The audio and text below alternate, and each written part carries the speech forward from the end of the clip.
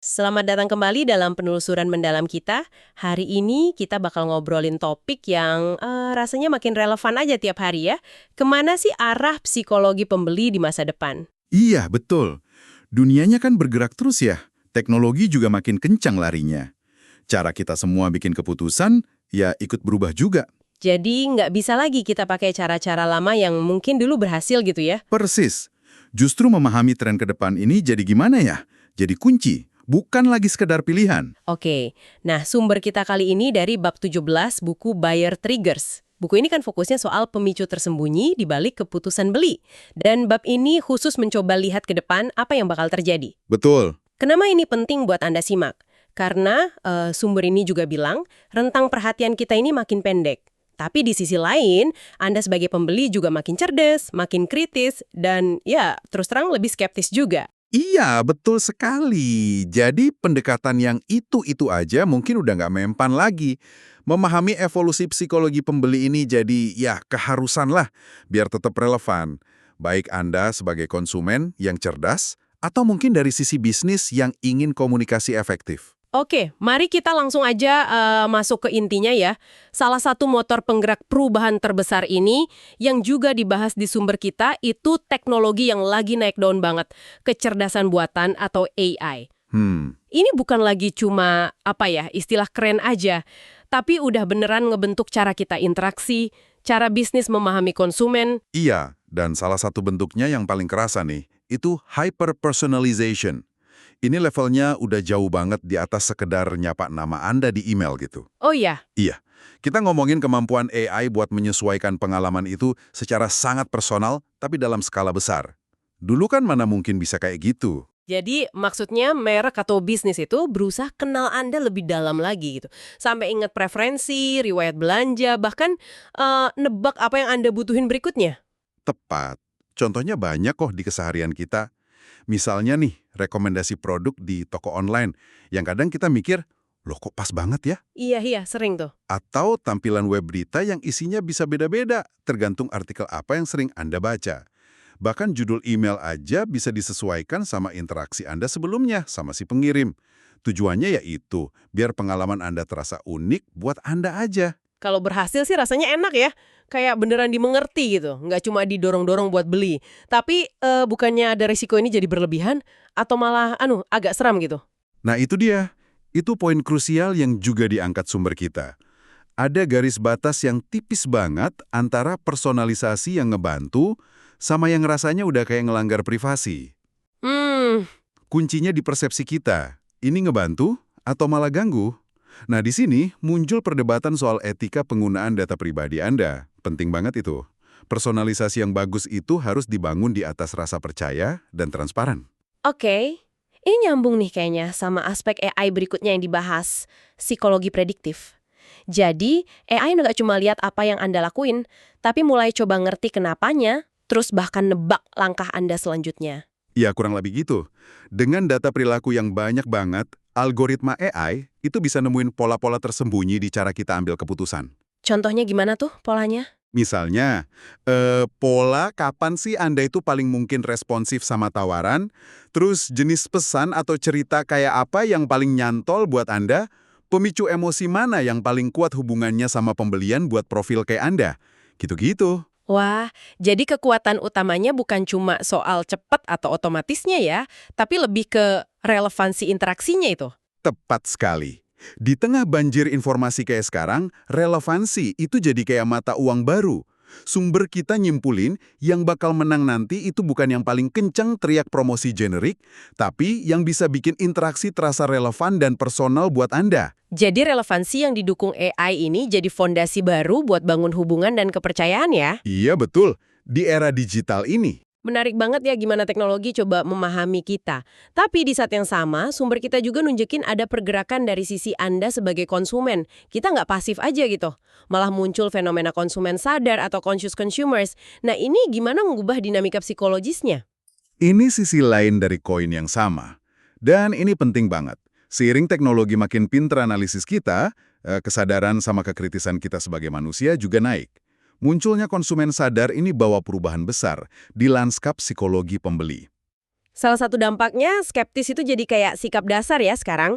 Mungkin karena udah kenyang sama janji iklan muluk atau taktik jualan yang maksa gitu kali ya. Nah ya, Anda nangkap intinya. Akibatnya, pemasaran yang terlalu heboh, pakai kata-kata superlatif berlebihan, itu seringkali udah nggak efektif, malah bisa jadi bumerang. Oh ya. Ya baikan, apa aja yang baunya manipulatif atau nggak tulus, itu langsung bikin orang curiga. Konsumen modern itu ya kayak punya radar sendiri buat hal ginian. Terus, implikasinya apa buat Anda pas lagi lihat-lihat tawaran? Kayaknya sumber ini nekenin pentingnya nyari bukti ya. Transparansi, jujur, otentik, itu jadi nilai penting. Konsumen sadar nggak gampang lagi terbuai janji manis? Betul, mereka nyari integritas. Dan ini nyambung ke poin berikutnya. Nilai-nilai values sekarang perannya jauh lebih besar dalam keputusan beli. Orang nggak cuma nanya produknya apa, tapi juga siapa sih di balik produk ini? Oh, jadi pertanyaan soal etika bisnis, dampak sosial, lingkungan, perlakuan ke karyawan, itu semua jadi makin penting gitu. Banget. Makin signifikan jadi pertimbangan. Artinya, kalau sebuah merek mau ngomongin nilai tertentu, misalnya peduli lingkungan gitu, mereka harus bisa buktiin, harus konsisten dan otentik. Sumber kita ini wanti-wanti banget soal virtue signaling ya. Iya, itu istilahnya. Sekedar pamer kebaikan, tapi nggak ada aksi nyatanya. Konsumen sekarang jeli kok buat bedain itu. Keaslian jadi kunci berarti ya. Benar. Dan ini bawa kita ke ciri ketiga dari konsumen sadar. Mereka mau merasa diberdayakan, empowered dalam prosesnya. Bukan ditekan atau dimanipulasi. Mereka lebih suka pendekatan yang membimbing, guiding, daripada yang mendorong, pushing. Jadi fokusnya geser dari taktik-taktik bikin orang buru-buru beli atau takut kehabisan ke arah yang lebih edukatif gitu. Kasih info cukup, jelasin pilihan, jadi Anda ngerasa pegang kendali penuh. Tepat.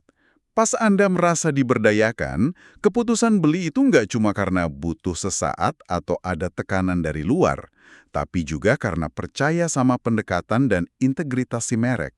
Nah, ini yang bangun hubungan lebih kuat dan loyalitas jangka panjang, bukan sekedar transaksi aja. Oke, jadi kita lihat ada dua arus besar nih.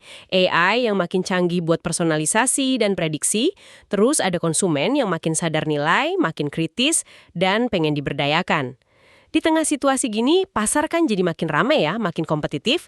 Gimana caranya biar tetap relevan dan menonjol secara strategis? Ini masuk ke tema ketiga dari bab ini ya. Iya, betul. Sumber kita nunjukin beberapa strategi kunci nih, biar tetap relevan di lanskap psikologi pembeli yang terus berubah ini. Yang pertama, dan ini penting banget, fokus bangun merek. Jangan cuma bangun corong penjualan, sales funnel. Bedanya apa tuh secara esensial? Bukannya corong penjualan penting buat arahin orang beli? Penting. Iya, tapi nggak cukup. Corong penjualan itu fokusnya lebih ke efisiensi konversi jangka pendek. Beli sekarang gitu. Kalau merek, itu soal bangun persepsi, reputasi, koneksi emosional, kepercayaan, buat jangka panjang. Merek itu ya, apa kata orang tentang Anda pas Anda nggak ada. Itu lebih dari sekedar satu transaksi. Sumber ini malah ngasih pertanyaan yang lumayan nyelikit ya. Kalau corong penjualan Anda tiba-tiba hilang besok, orang masih peduli nggak sama merek Anda? Kalau jawabannya enggak atau ragu, wah itu sinyal keras ya. Tepat. Tandanya fondasi mereknya perlu diperdalam lagi. Nah, strategi kedua, prioritaskan kepercayaan jangka panjang di atas trik-trik jangka pendek. Ini agak paradoks ya. Justru karena teknologi kayak AI makin canggih, sentuhan manusiawi yang otentik itu nilainya makin tinggi. Jadi aset berharga. Oh, jadi di tengah semua otomatisasi dan algoritma, kebutuhan dasar manusia buat koneksi beneran itu tetap kuat. Malah mungkin makin kuat. Kayak ngobrol beneran, perhatian personal, cerita yang relevan, rasa jadi bagian komunitas. Itu nggak bisa digantiin teknologi sepenuhnya. Persis. Kemampuan buat ngasih elemen-elemen manusiawi ini secara tulus, itu bisa jadi keunggulan yang susah banget ditiru sama pesaing yang cuma ngandelin teknologi. Jangan sampai ini hilang di tengah efisiensi otomatisasi. Dan strategi ketiga yang disorot itu inovasi melalui pengalaman, experience. Maksudnya, unggul di masa depan itu bukan cuma soal produknya lebih bagus, tapi keseluruhan pengalamannya lebih bagus buat pelanggan di setiap titik interaksi. Benar. Pengalaman ini nyakup semuanya.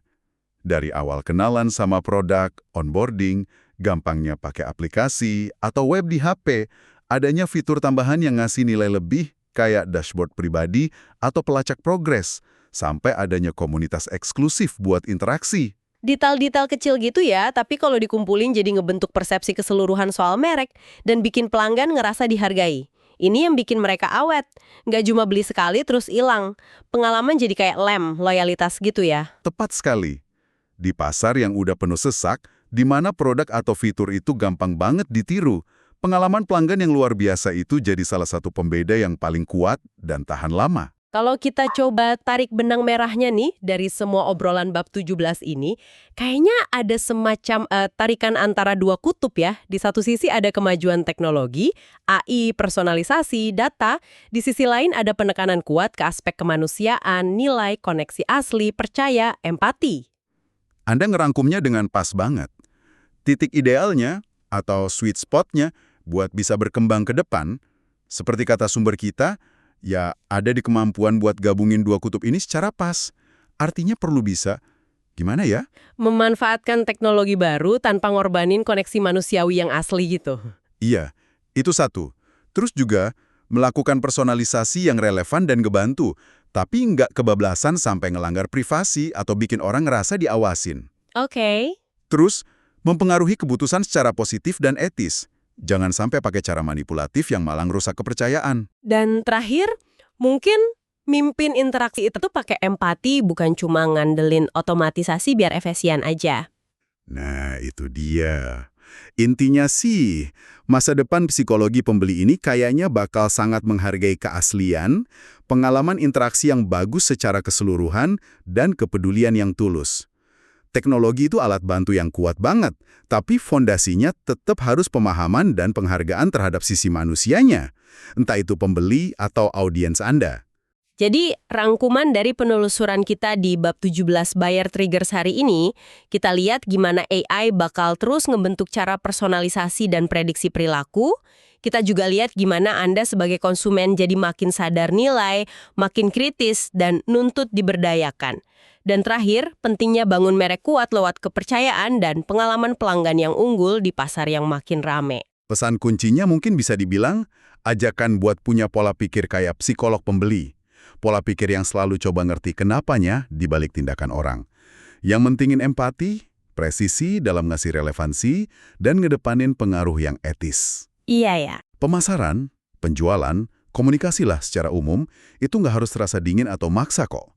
Kalau dilakuin dari niat baik, buat melayani dan pemahaman tulus, itu bisa jadi proses ngebimbing yang positif buat semua pihak. Nah, sebagai penutup nih, kami mau ninggalin satu pemikiran buat Anda renungkan. Kedepan nanti, dalam berbagai peran Anda, entah sebagai konsumen yang milih-milih, atau sebagai individu atau bisnis yang pengen bangun hubungan, gimana caranya Anda bisa secara cerdas nyimbangin pemanfaatan teknologi canggih kayak AI sama sentuhan manusiawi yang otentik dan berharga itu? Pertanyaan reflektif yang pas banget ya buat kita semua hadapi di era sekarang ini. Terima kasih sudah menyimak penelusuran mendalam kita kali ini. Sampai ketemu di pembahasan selanjutnya ya.